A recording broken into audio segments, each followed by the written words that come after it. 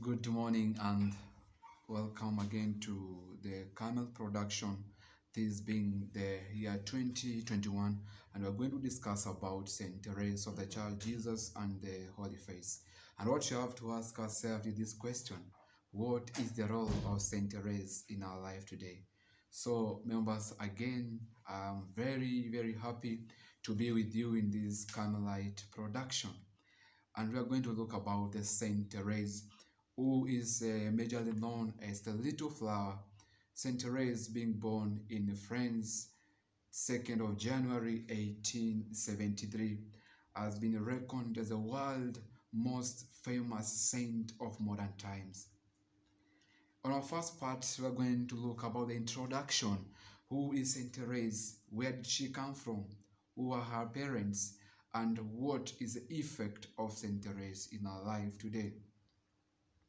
To begin with, that Saint Therese was born like any other African child, and she was raised by her normal parents, Christian background, though she had a lot of difficulties in her life. Saint Therese was born of Louis Martin and Zélie, who wanted to become a nun, but due to her health, she could not make it. And again, also her father wanted to become a monk in St. Bernard Monastery, but because of the Latin language, he was not offered any chance. So in a Christian family, people are called to different vocation. People are called to serve God in different ways. And it is at that point that St. Therese was called to become a Carmelite.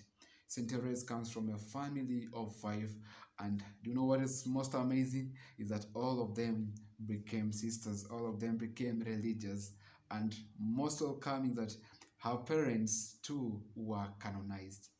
So to look about Saint Therese of the Child Jesus, it is one of the best thing to happen in life. So many popes commented about her life, and this is what Benedict said, that in spiritual childhood is the secret of sanctity for all the faithful of the Catholic world, stated by Benedict in his allocution on erosity of Sister Saint Therese, practice of virtue, that was August 14, 1921.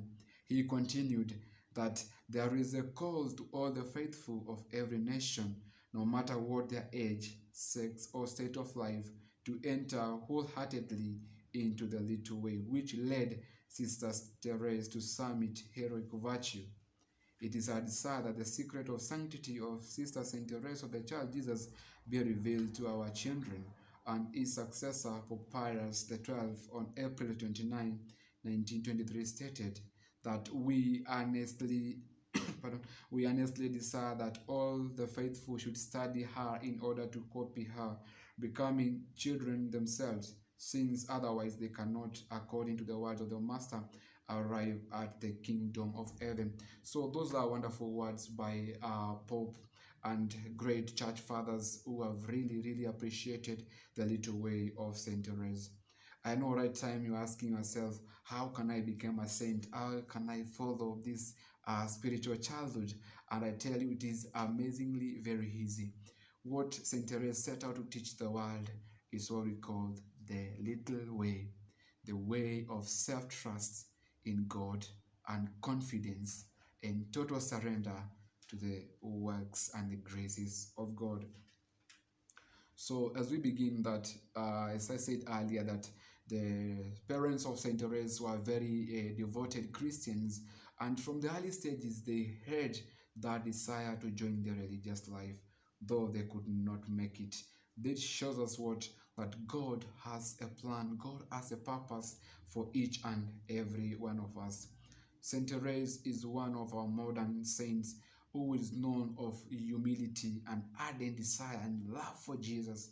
He is the one who was committed to love Jesus and do ordinary things in an extraordinary way. You know, in the Middle Ages, people characterized saints as people who did very much heroic virtues and lived a holy life. And they are characterized by how they used to fly, to levitate, how they used to foretell about the future, healing the sick. These are like motions which really encompassed during that age, how a saint person should be. They are characterized like with the mortification and the heavy penances. For example, like Saint Anthony of Egypt, who used also to sleep in tombs, and he could fast for a whole week without taking anything. Saint Benedict, who is the father of monastic life, who used to roll in thorns in order to mortify himself according to the desires of the flesh. And this was perfectly very amazing. But here comes another saint who is just small and perfect in all that she does, not relying on her strength, but the strength of God.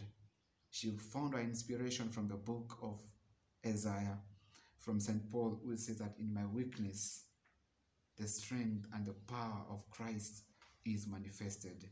So Therese comes with another view that doing great things with love, doing small things with love, that what entails to become a saint.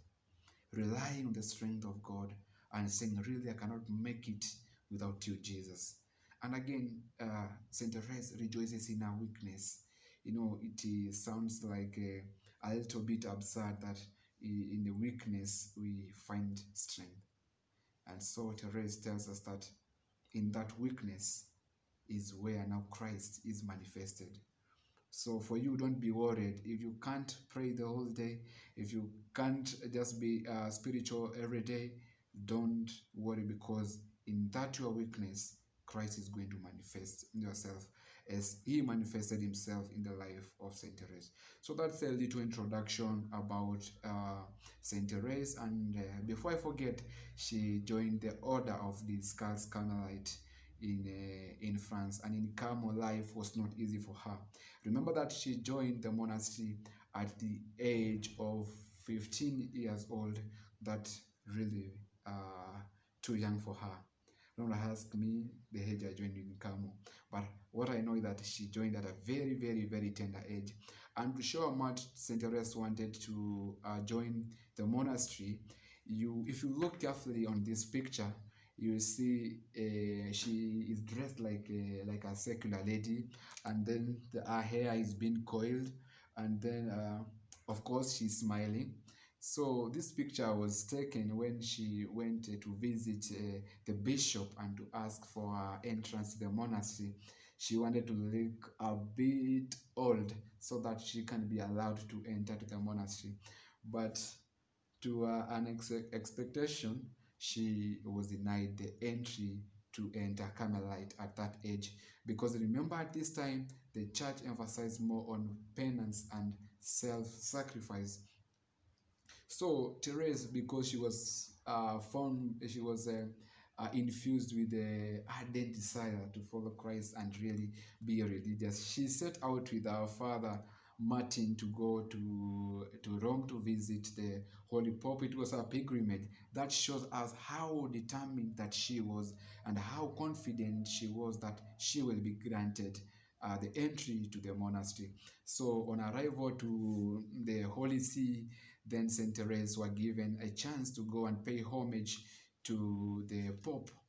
But Saint Therese, you remember that they were not supposed to speak to the Holy Roman Pontiff, but Saint Therese insisted, and she really told the father, due to a silver jubilee, to be granted permission to enter Carmel at 15. The Holy Father response was not so much encouraged to Saint Therese, because he said these words that you will enter if God wills. And she was told that she should go and obey her superiors, what they will inform her. But at the end of the conversation, Saint Therese really was blessed by the Holy Father, and she set out crying in tears. That shows us how much we should desire to serve God. We should desire to be in His holy presence. And this really struck me a lot by telling her that she will enter if God wills. That means our vocation is not our own, that our vocation is really a gift from God. It's not for a human being to decide for you, but it is the will of God made perfect in your life.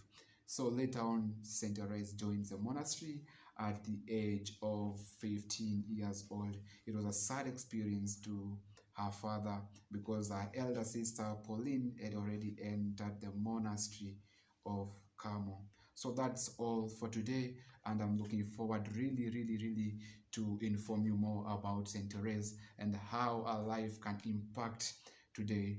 So she wrote a book, three manuscript, that is A, B, and C, called The Story of a Soul.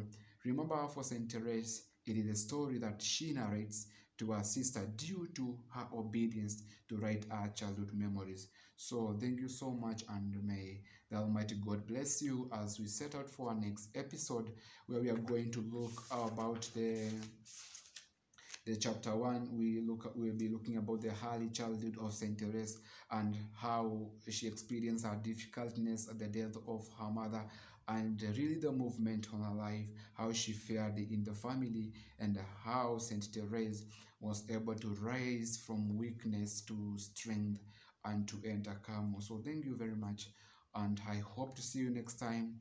This same time, the same place, I'll be here. And I forgot, my name is Benedict Malinda Joyce of Saint Therese of the Child Jesus and the Divine Love.